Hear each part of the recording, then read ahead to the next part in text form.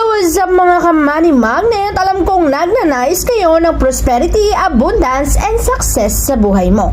Ang mga bagay na yan ay maidudulot ang magandang buhay at magandang kapalaran kung maitataboy natin ang mga kamalasan sa ating mga buhay at sa ating tahanan.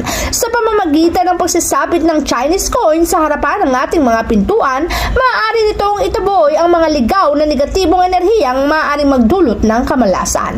Kapag naitaboy natin ang mga negatibong enerhiya na yan, ikaw at lahat ng taong nakatira sa iyong tahanan ay maaaring magkaroon ng prosperity, abundance, success sa kanilang buhay. Kaya naman, huwag mong palalagpasin ang pagkakataon na isabit ang bagay na to sa harapan ng iyong pintuan.